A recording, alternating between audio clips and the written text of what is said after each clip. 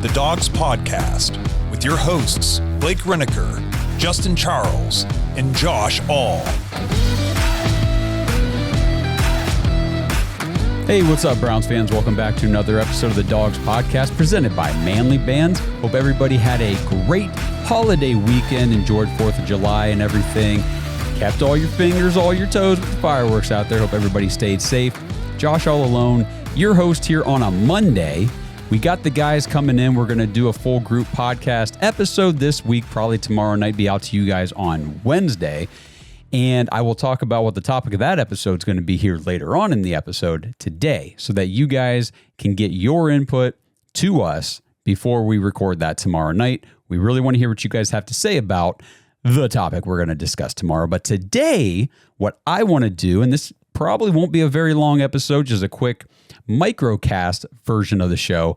I want to talk about this whole Shedeur Sanders playing in the CFL or being on the Toronto Argonauts negotiations list.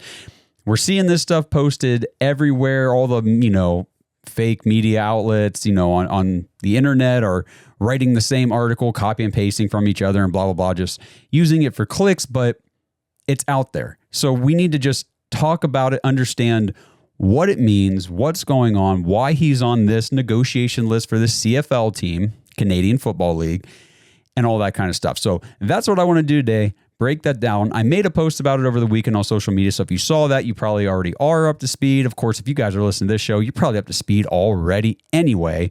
You don't need me telling you what's what, but I'm going to do it anyway, and hopefully you get a little entertainment out of it as well on your Monday afternoon or Tuesday or whenever the heck you're listening to this. So before I dive into everything, make sure you guys like the video on YouTube, subscribe, tap the notification bell. You guys know the drill on audio podcast platforms. Make sure you guys leave us a 5-star review. 5-star written reviews on Apple Podcasts go a long way in helping out the show. And another way to help out the show, if you're interested in doing so, is jointhedawgs.com. It's just $5 a month to join our dog pack over there. You get access to the private Discord if you want that, where we have 24/7 conversations in there with our all of our followers that are in there, the diehard Browns fans community that we've built online. You also get access to the fantasy football leagues. That's the big thing right now. Signups are underway. We are divvying up the leagues, getting things ready to go. There's still time to sign up. You've got through about mid-August or so to get in there. But if you want to make sure you get your spot in a fantasy league, join now and register on the fantasy football post at the top of the page. It's, like I said, $5 a month is a cup of coffee that you donate to the Dawgs podcast each month. You don't even notice it's gone, but we notice it in a big way. It really does help out the show financially, considering we are an independent podcast. There are no financial backers for this thing. Everything that we pull in to do this show, we do ourselves through advertising and through you guys out there supporting the show, watching, listening, sharing, interacting with us on social media. Everything you guys do with the show, we appreciate, because it helps us out a ton. And it makes it 100% more worthwhile doing this to have you guys involved. And we love it. So jointhedawgs.com. Okay, so I pulled a lot of this information that I got off of this USA Today article that was posted on, I guess I could give you guys the date here, July 5th. So what's today, the 7th? So just a couple days ago, this came out. I pulled a lot of information from this. The Toronto Argonauts of the Canadian Football League have added Shedeur Sanders to their negotiation list. He's been on there since April 28th. So right after the NFL draft, whenever he fell to the Cleveland Browns in the 5th round, CFL teams, quote, are allowed to add both professional and college level players to their negotiation list at any time. So there can be current college football players on the CFL team's negotiation lists. So even it doesn't have to be an NFL player or anything like that. They can still be in college. So this is a whole new thing that just happened in the CFL. So every team had to make their full negotiation list public for the first time ever. And that was last Wednesday on July 2nd. So for the first time ever, the entire negotiation list for each team had to be made public. Each team can have up to 45 players on their negotiation list. Those are players who are currently either unsigned, so they're free agents just sitting out there, whether they want to sign with an NFL team, a UFL team, maybe they're playing in the UFL, or they're a college football player. Those are the types of players that can be on, or they're currently in the NFL. I missed that one as well. So They're either a free agent, unsigned free agent. They could be actively on an NFL roster and be on a negotiation list for a CFL team. They could be in another professional league like the UFL, or they could be in college playing football in the NCAA. So what this means for these players, the CFL team holds the exclusive negotiating rights to that player. So Shedeur Sanders, for us, this is the one we're concerned about. He is on the negotiating list for the Toronto Argonauts. That just means they own the rights to negotiate with Shedeur Sanders should he ever decide to enter the CFL. Players can be added or removed from the negotiation list at any time, and CFL teams are also allowed to trade the rights to players on their negotiation list to other clubs in the CFL. So the Argonauts could trade the negotiating rights for Shedeur Sanders to another CFL team if they wanted to, or if another team came and gave them whatever asking price they wanted to move those negotiation rights. So what this article says, just because Shedeur Sanders is included on one of these negotiation lists does not mean he's going to play in the CFL. It simply means what I just stated. The Toronto Argonauts will retain his CFL rights if he ever does decide to play in Canada. So they go on to say Shedeur is far from the only NFL quarterback that is currently on a CFL team's negotiation list. Many of the CFL clubs, they stockpile the rights to high-end college quarterbacks and back-end NFL roster candidates in hopes that one of them will eventually decide to join their team in Canada. Shedeur Sanders, obviously, they say among the most notable, of course, the Saskatchewan Roughriders currently have Trey Lance on there. And then I know everyone, oh, Trey Lance, what a bust. Okay, I get it. Just he's probably the most notable name, the most well-known name that's going to be on any of these lists right now. So Trey Lance, again, the number 3 overall pick in 2021 when the 49ers traded 3 first-round picks to move up and take him. I think he started 5 total games maybe for them. That was it. So again, one of the most well-known candidates on these lists. So I'm going to go through just some of these. Again, we're not going to know a lot of these guys. I play fantasy football and stuff, and I pay attention to a lot of players across the league, so I recognize some of these names. Probably not going to mean diddly squat to you guys, but I'm sure the first name I'll list here, a lot of you will remember from the BC Lions. They have negotiating rights to Ben DiNucci. DiNucci is or was the backup for the Dallas Cowboys way back when, and he filled in for Dak Prescott, I think, when he had his broken ankle or something like that. I forget exactly. But anyway, so Tanner Mordecai is on the Rough Riders. You got Jake Haener, the backup quarterback for the Saints, is on the Stampeders. Adrian Martinez, the former quarterback from Nebraska, is on the Tiger Cats. Keaton Slovis, Tiger Cats. Brady Cook is on the Blue Bombers list. And Shedeur Sanders, of course, is on the Toronto Argonauts.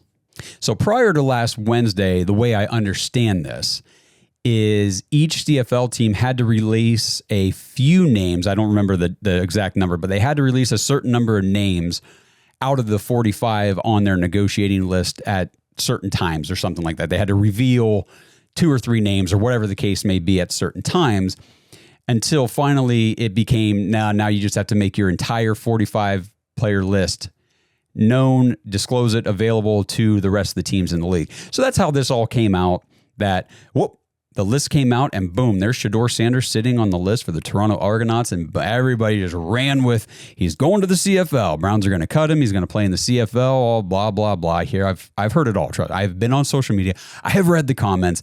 I know what's being said out there. Shedeur Sanders is not going to play in the CFL, barring just absolute catastrophe for him with the Browns. Okay, which, when you talk about quarterback catastrophe with the Browns, now we're in the realm of possibility. But still, despite the fact that he fell to the 5th round, Shedeur Sanders is still widely regarded by, what did I say before, 90% of pre-draft analysts who do this for a living all had Shedeur Sanders as a first-round pick, first-round talent, and maybe an early second-round talent at the lowest. Like, that was the worst evaluation or pre-draft evaluation that he really received from anybody reputable. Nobody had him as a 5th rounder. Like, that was not his skill set.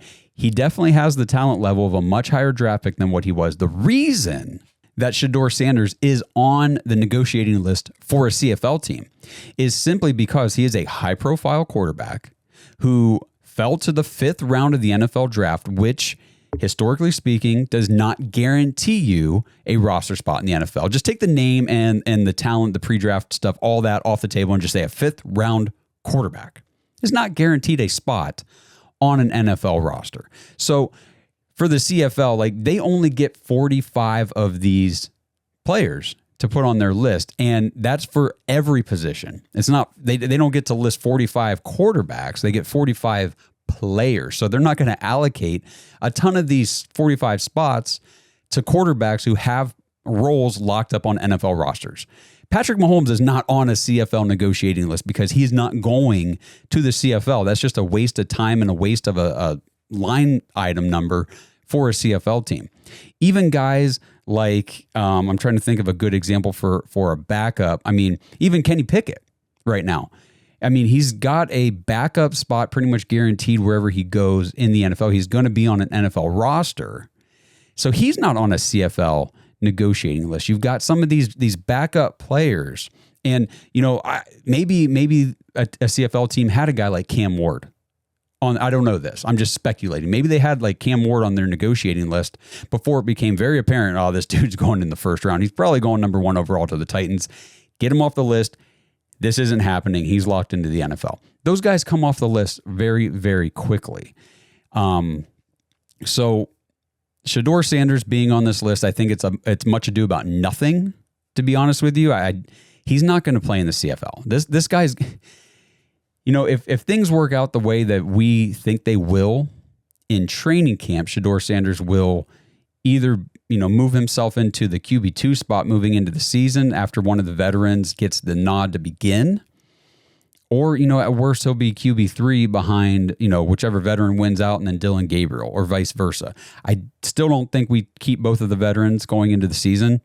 I just don't see how that's helpful for the team in any way when we're trying to figure things out for the future but still try to compete now. We'll get into all that with some guests that we got coming on the show here in the next couple of weeks and all that kind of stuff. But the big thing to note about this is just he's on the negotiating list for a CFL team, and all that means is they hold the rights to negotiate with Shedeur Sanders should he ever enter the CFL. Now, again, he locks up the QB2 spot in training camp and shows out, and it's like, oh yeah, Shedeur Sanders is locked into the NFL. He's coming right off of that list. Guaranteed. They're not going to allocate one of their 45 spots to Shedeur Sanders when he is clearly going to be on an NFL roster for the next however many years of his life. Like, it's just not going to happen. So I don't think we're going to be hearing too much more about this CFL thing. I don't think it's going to go much further than this. Obviously, you'll read the articles. You'll hear the speculation by some of the idiots out there saying, oh yeah, they're going to cut him and he's going to have to play in the CFL. It's the only place he can blah, blah, blah. Let's just get to training camp. We're less than 2 weeks away, I believe, from when the rookies have to report and things are going to get underway. Me and Justin will be up there at one of the training camp sessions, taking it all in, and we're going to do a podcast about all that. So it's going to be a great time. So just hang in there, guys. We're very, very close. We're almost through this nothingness period of the summer where there's just not a whole lot to talk about, and you get pieces like this. This USA Today Post article was, I'm not saying this was a clickbait piece. This was a good explanatory. There, I'm telling you guys, it's the Monday after 4th of July weekend. Give me a break. Cut me some slack, or don't. I really don't care. You can just tear me apart in the comments. Don't mind. Either way, it was a very good article explaining and breaking down the whole situation with Shedeur and the CFL. And so that's why I just wanted to come on here, relay all that information to you guys, just so we can once and for all put all the nonsense behind us, understand the reality of the situation. And I've probably already spent too much time on it as it is. So let's take a quick break in the pod. And when we come right back here, we're going to talk about the topic that we're going to be diving into tomorrow night when I record with Blake and Justin, and we want your guys' input on that topic. This episode is sponsored by Manly Bands. Hey, if you guys missed the 4th of July sale from Manly Bands, they are extending the sale right now. Get over to manlybands.com and take advantage of the 35% off site-wide sale that's still going on. Plus, when you order, you get a free 3-pack of silicone bands with your order. And if you use promo code CAMP25, CAMP25, you will get an extra $25 off that order. Manly Bands is men's wedding bands reimagined, unique, handcrafted, and badass. Plus, they've got chains, necklaces, bracelets. Plus, they've got other awesome manly things like the Woodsman hatchet you can buy. They've got barware stuff. They've got watches and earbuds, lighters, pocket knives, all kinds of manly things for men. So get over to manlybands.com right now. Take advantage of the 4th of July sale that is being extended right now. 35% off site-wide. Plus, you get a free 3-pack of silicone bands with your order and use promo code CAMP25 to get an extra $25 off your order. That's manlybands.com/dogs. Since 1989, Mount Hope Fence has set the standard in outdoor living. From decks and railings to fences and patios, we've got you covered. Our lineup features top brands like TimberTech, Alumagard, Preferred Railing, and Unilock, along with our own premium Duralux vinyl products. For over 30 years, we've partnered with contractors ensuring reliable job site delivery. Discover quality and excellence in all things outdoors with Mount Hope Fence.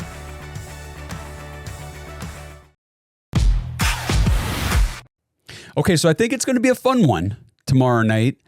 We are going to be talking about this article that came out. It was a collab between Jared Muller, I believe, at Dawgs by Nature, and he sat down with our good friend Jake Burns from Browns Film Breakdown, and they did the top 25 worst decisions made by the Cleveland Browns since 1999.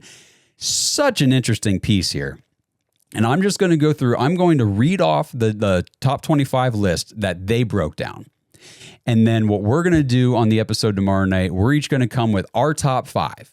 And then collectively, we're going to put together our top 10 out of this list, and maybe even some that we feel were bigger mistakes that aren't on this list. So I don't know exactly how it's all going to go, but that's the plan for the show. But we want you guys in the comments on social media, wherever you're listening or watching this, let us know your top 5. Don't go crazy with 25 or, even 10. Give us your top 5 biggest mistakes the Browns have made since 1999. We will collect as many of them as possible, read them off on the show, and we will go from there. But I want to hear what you guys have to say.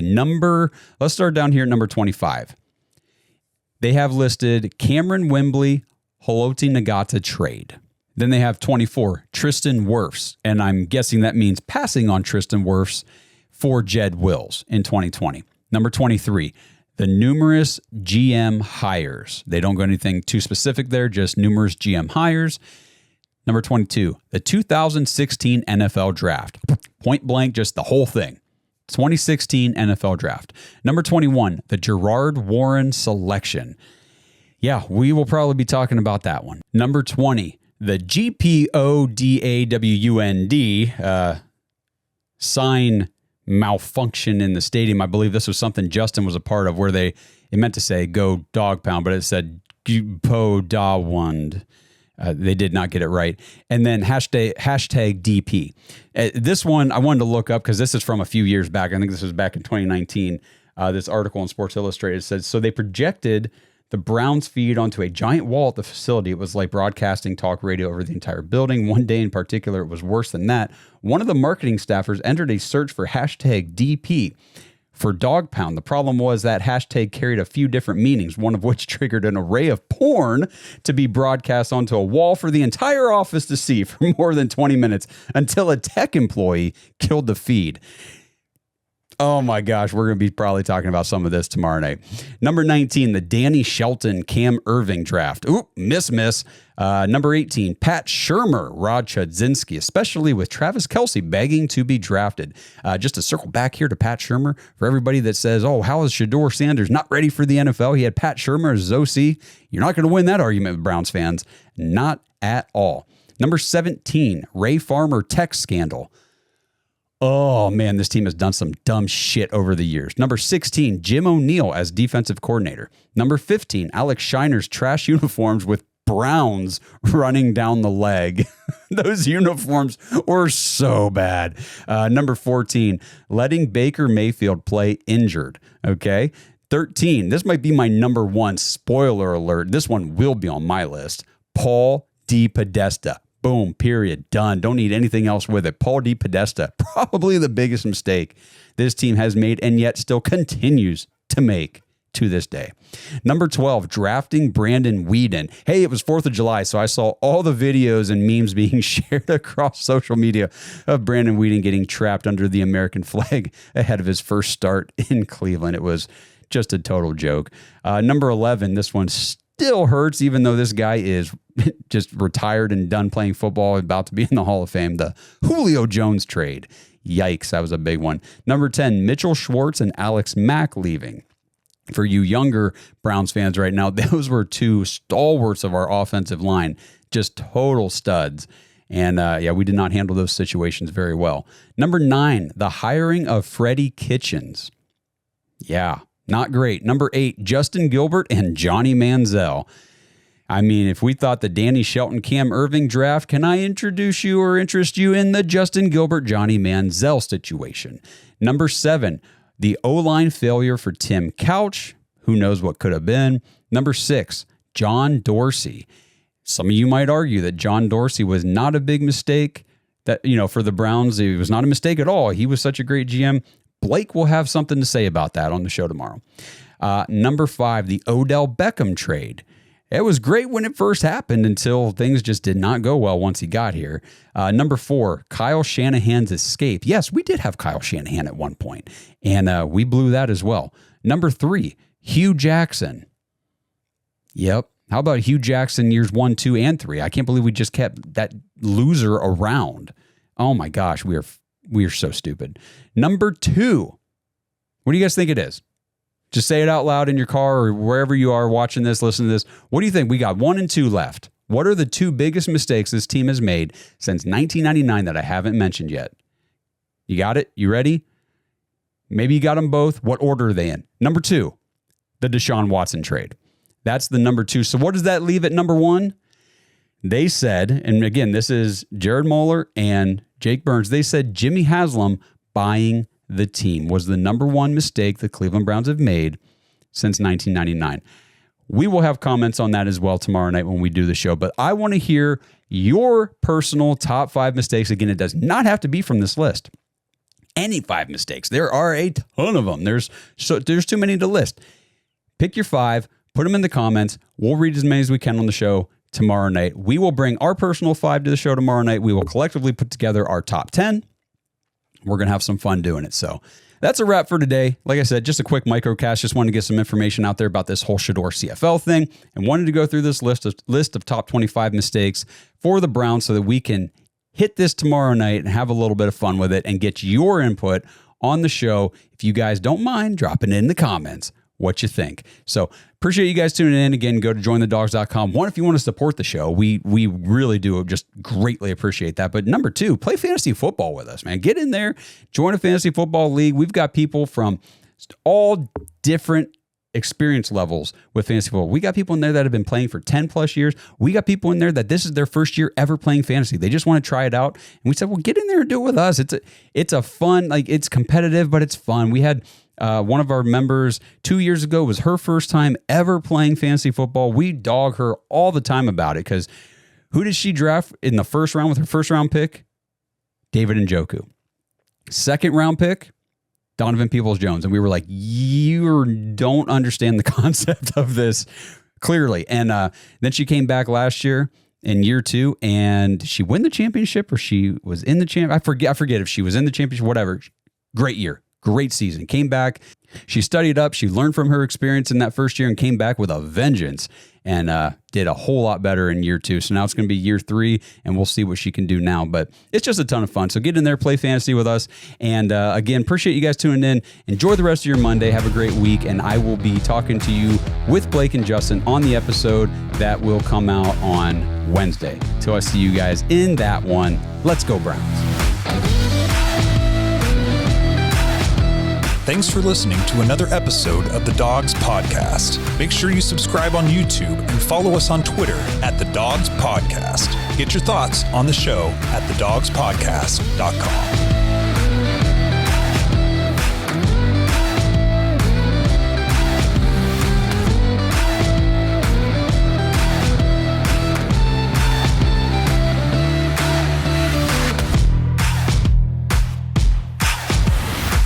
This episode is sponsored by ButcherBox for Pets. Browns fans, we love our fellow dogs, our dog pack members, and the Dog Pound faithful, but let's not kid ourselves. The most important dogs in our lives are, well, our dogs. Your furry friends aren't just pets, they're part of the family. But the question is, what are you actually feeding them?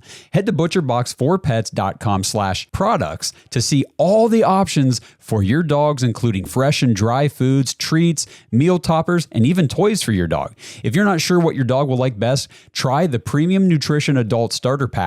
And they even have a vacation bundle to take care of your four-legged friends while you're on vacation this summer. And right now you can get 20% off your order with promo code DAWGS, DAWGS, when you check out. At ButcherBox, they believe in real ingredients. Their pet foods have been developed and certified by vet nutritionists to contain zero artificial flavors or preservatives. You get protein-packed formula with over 50% of the recipe comprised of third-party certified humane ButcherBox meat, plus functional ingredients like pre- and postbiotics to support your dog's vitality and digestion.